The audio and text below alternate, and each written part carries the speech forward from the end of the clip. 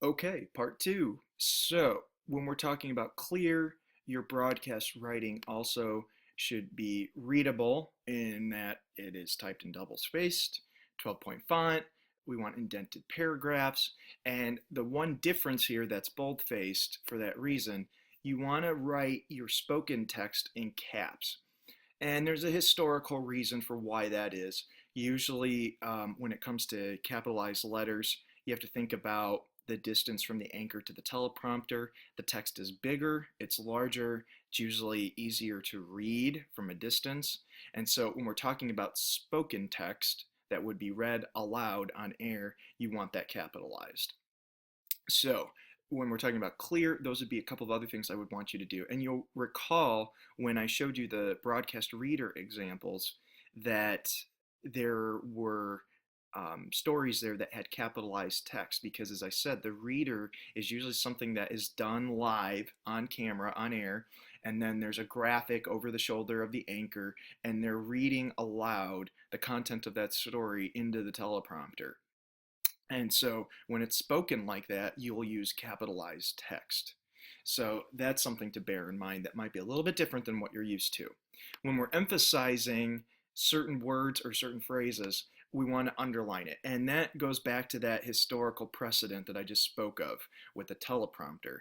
Again, from a distance, it's a little bit more obvious to detect something underlined as opposed to something that's bold faced, as opposed to something that's italicized. And so that's the reason why. That's why you would do that. So underlined is what's preferred when you want to draw emphasis to a certain word or phrase that is important to the meaning of that sentence. So negative contractions, while we're talking about emphasis, negative contractions are bad. So this would be that N apostrophe T business. Don't, can't, won't, wouldn't. When we have negative contractions, that's actually bad. And the reason why is that it can change the entire meaning of the sentence. So I'll put this on caps so that you get used to seeing it this way. The mayor said she would not run for re-election. If we want to emphasize the word not, as I just said, you'd underline it because that is the root of that sentence. That is the key word there. Now, if that isn't understood or if that's missed or not emphasized, then suddenly the meaning of the sentence completely changes. The mayor said she would run for reelection. And so obviously, when we're talking accuracy, you want to make sure that when it comes to a negative contraction that you spell that out to make sure you draw that out of the anchor as it's read aloud on air. And then state and relate.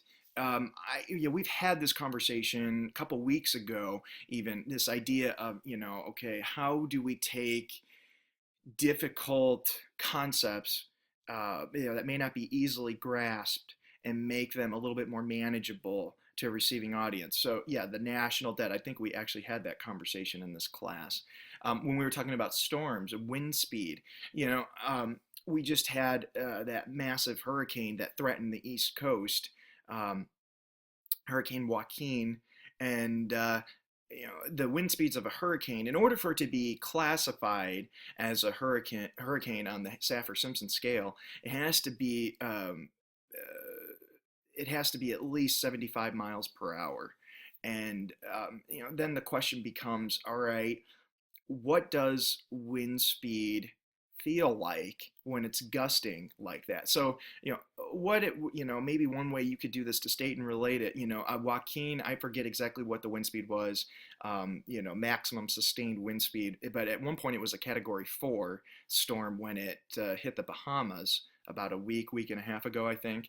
And so you'd have to look it up. Someone can look it up. You're all on Blackboard anyway, or at least you should be. So, someone could check that out. But I would also check out what usually is the maximum sustained wind speed that a human could withstand and remain upright, without getting blown over, like actually getting knocked over from the wind. Is it 75 miles an hour? Is it 80 miles an hour? We know from driving on the interstate, what 75, 80 miles an hour might be like, but that's a little bit different than, actually feeling a gust of wind at that speed and sustained when associated with a storm. So that might be an interesting way to, relate it. That, in order to be classified a hurricane, it has to be 75 miles an hour. But if you were there, if you experienced that, is it likely that those sustained winds, you'd be able to withstand them, as an individual, or, would you get likely blown over, blown into something, or maybe have something blown into you? So the wind speed conversation, that's another one, where you could give the actual mile per hour of the sustained wind speeds with a hurricane and, a massive, a massive storm, but how do you relate that in a way that it will make more sense to somebody that hasn't, for example, experienced a hurricane like people in Indiana? That might be a way to do that. So just another example, I think we had the national debt talk a while back, so you get the idea there. Conversational, our second C. So broadcast writing is informal, but it's professional, and it's more informal by contrast than either of the print forms that we've examined, feature stories or event-based news stories. So we want to write how people are recognized, and so I'll give you a couple examples here. See if you know who these people are. There's that one. That one.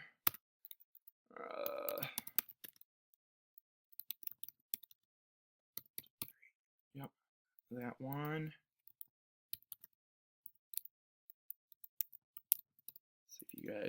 See if you recognize any of these names. Give you that one too. All right. So, any ideas who Stephanie Germanotta is? Any ideas?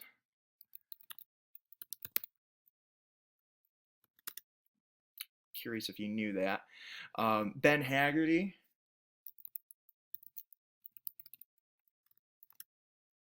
And he's coming, I think, in either January or February to Ball State. I just saw that news yesterday or the day before. Marshall Mathers III is Eminem.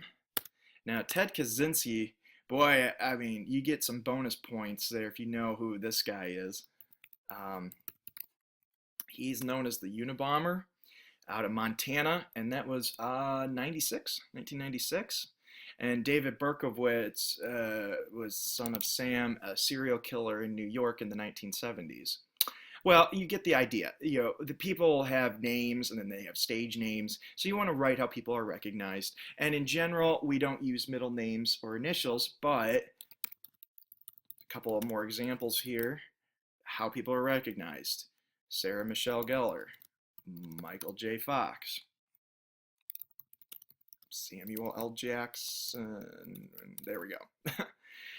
So in general, you won't use those middle names or middle initials unless the person is recognized by that middle name or that middle initial.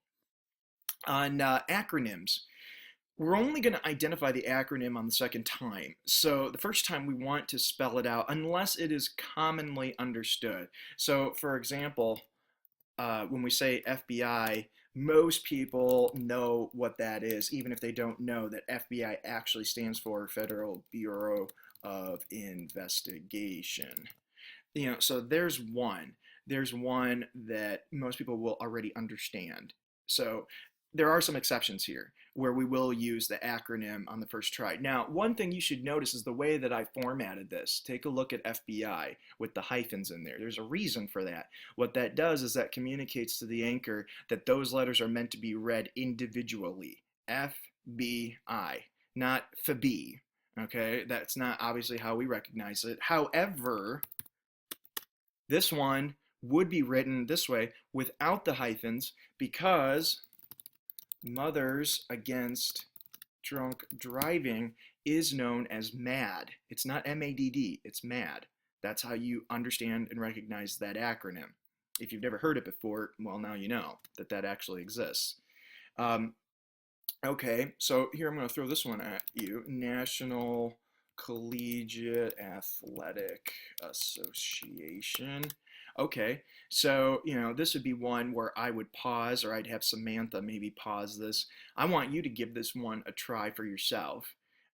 So, think about this. If you're saying it, if you're the anchor reading it, how do you say that? I mean, most people, when we're talking about, the National Collegiate Athletic Association, oops, I misspelled that. They don't identify it as such. We also identify this one usually at first reference by its acronym. But most times I hear it referred to like that, NCAA. So what I'll do here is I will bring this down. There we go. That's what I want. NCAA. Look at how I did that. NC, individuals spoken separately, the word double, and then A, NCAA. That's how you would write that if you were writing it in a sentence in a broadcast script. Some people might say it as NCAA, in which case then it would go down like that. So there's more than one way to do this. Another one I can give you, organization of exporting countries. Okay, maybe another pause, Samantha, if you don't mind giving them a chance to figure this one out. What is this? Well, most people, whoops, there we go. Most people recognize these countries, typically in the Middle East, as OPEC. So there's another one, O and then the word PEC, because we actually use the word in order to understand the acronym. So this is something that you just think about for the purposes of readability, and when we're talking about broadcast writing as conversational. Usually that's how we identify those countries in the Middle East, as the OPEC nations. We don't always say the Organization of Petroleum Exporting Countries. That's a mouthful. We don't usually always say the National Collegiate Athletic Association. That's a mouthful. So again, write how you speak. And so that would be part of our second C, conversational. Speaking of which, phonetic spelling is sometimes necessary in order to promote greater understanding in the moment. So I'm going to give you some names here that are intentionally difficult, and I want you to try. There we go. I want you to give it a try. How would you pronounce this former foreign leader's name? And so first of all, you're probably thinking, I have no freaking clue. I have no freaking clue. And so right there, that would be a sign that you need to have phonetic spelling. So you need to find out how to pronounce it and how to pronounce it correctly. And so to that, you might go to Google, you might go to a colleague, what have you, an advisor. But, you got to figure out first how you'd actually pronounce this correctly. And then after that, you would do the phonetic spelling. So what is phonetic spelling? It's actually breaking then the word down into syllables. So, if I did this for you, suddenly